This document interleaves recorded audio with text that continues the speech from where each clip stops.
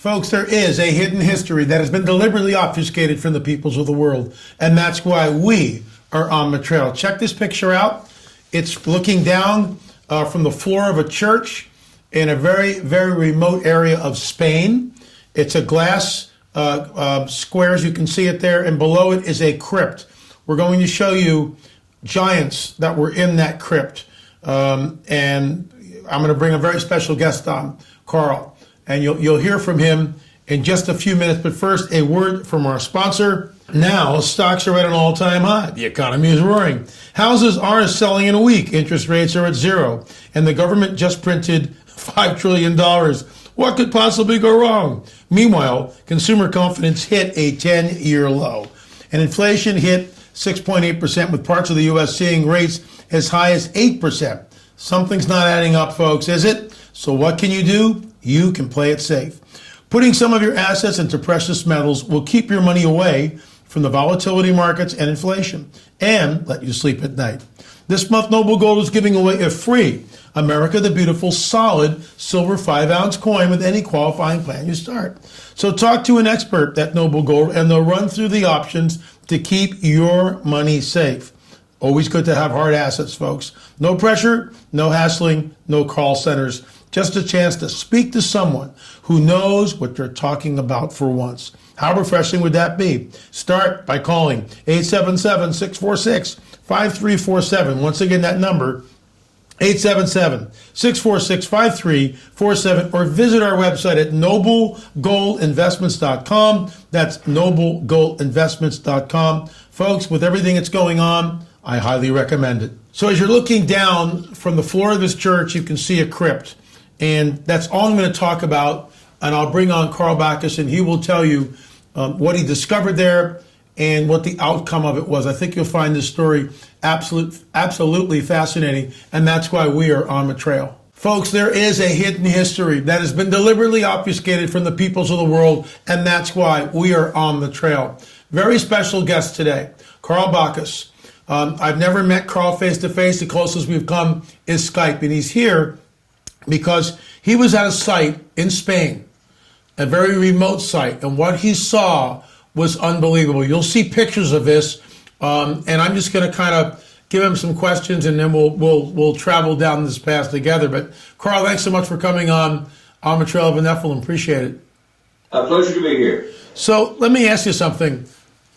This is a kind of a remote. I've seen pictures on Google Earth. This town is in the middle of nowhere. Give us the backstory on what you were doing there in the first place.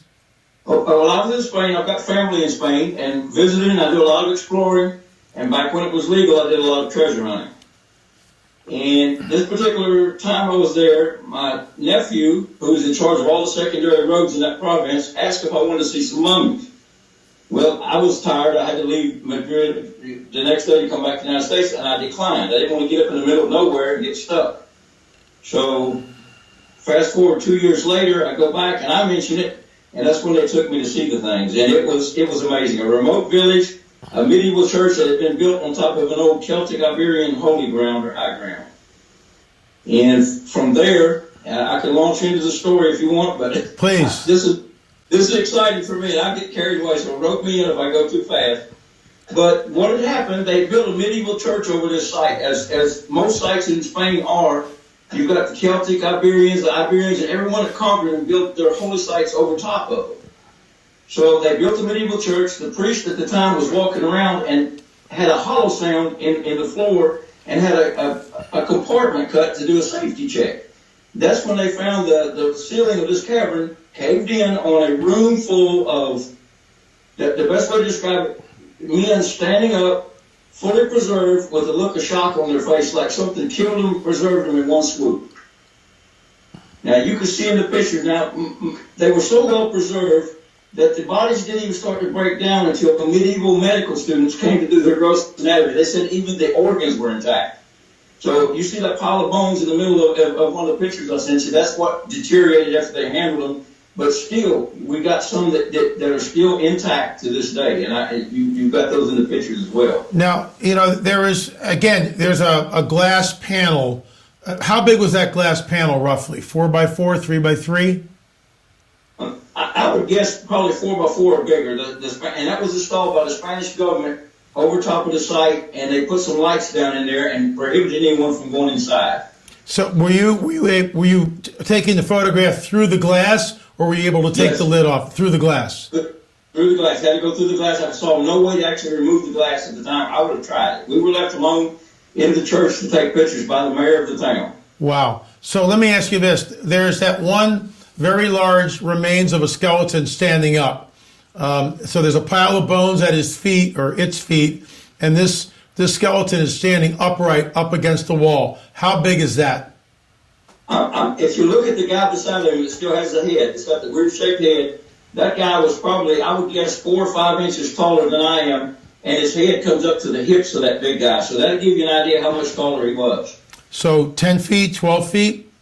I would say minimum 10 feet. And the mayor of the town told me in Spanish that he thought the guy was close to 4 meters, if I recall what he told me. Wow. Wow. That's pretty big. Yeah, that's pushing 12 foot. But Yeah. you know, I had nothing to gauge it with, so I would say maybe 10 feet for sure.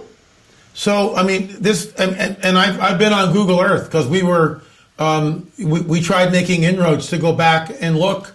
We actually offered a reward, something to help preserve the site or whatever. All we wanted to do was take measurements, pictures, and maybe a DNA sample, but we didn't want to cart anything off, or, a DNA sample is a tooth or part of a bone, whatever. So I know you made inroads to that, and tell us what happened then. Well, as it stands, my nephew has become a politician in Spain, and at that point, there's another mayor of the town, and no one will even discuss what was in the underground cavern when I was there. They won't even acknowledge that they were offered a reward. I'm not going to say how much you offered, but you offered a substantial reward for us to get back in there, and they declined to even acknowledge that we offered the reward. Wow, it's just unbelievable. So, according to what you told me a while back, the authorities came in and did something. Explain what happened to us, please. Well, the glass panel was from the authorities locking the area off and sealing it off. And since the time I was there and took the pictures, the big guy is gone, and the one in the foreground that looks like an ET staring at the camera has been removed as well. Obviously a hybrid of some sort. And that was taken.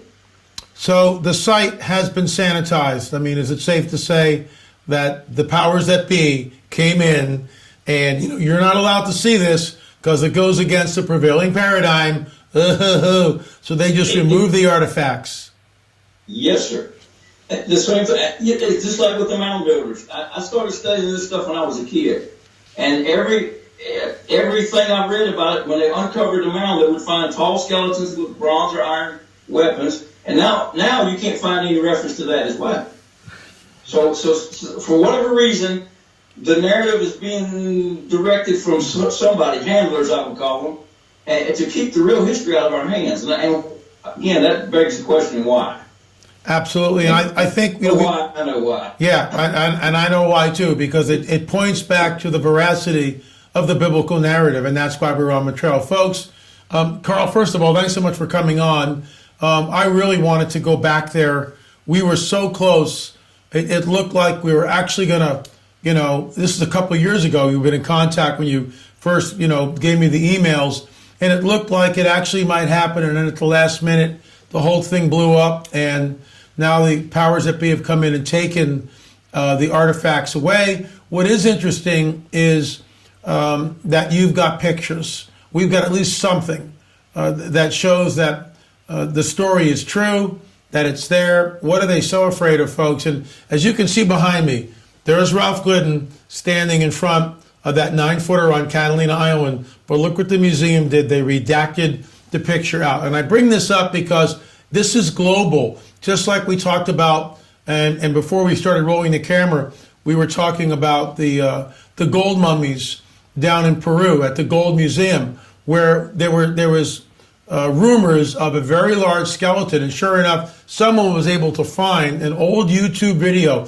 which had not been scrubbed, and there, in that film, showed the mummy head, which was at least twice or three times the size of my head, with a huge gold crown, and then the queen was right next to him in a display case. So that's true. Of course, all that's gone. You can't see that. So there is a deliberate effort to obfuscate history from the peoples of the world. Carl, I'll give you the last word, and thanks so much for being bold and coming on the record.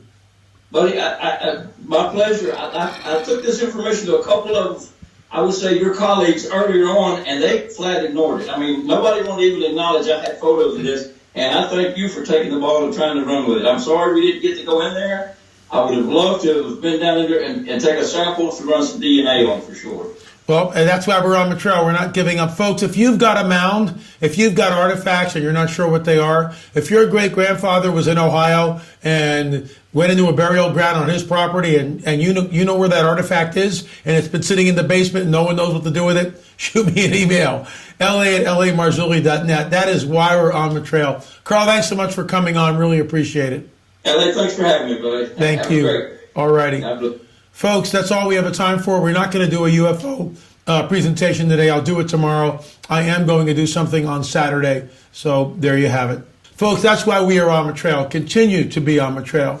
So check it out. Go to our streaming.lamarzulli.net, streaming.lamarzulli.net. Download all 7 of them. So this little particular details that we got into today, story that we got into today is not in any of the film. But that's why we presented it to you. It's just absolutely fascinating. Folks, there is a hidden history that has been deliberately obfuscated from the peoples of the world. That's why we are on the trail. That's all the time I have for. Remember, we'll see you on the air or in the air.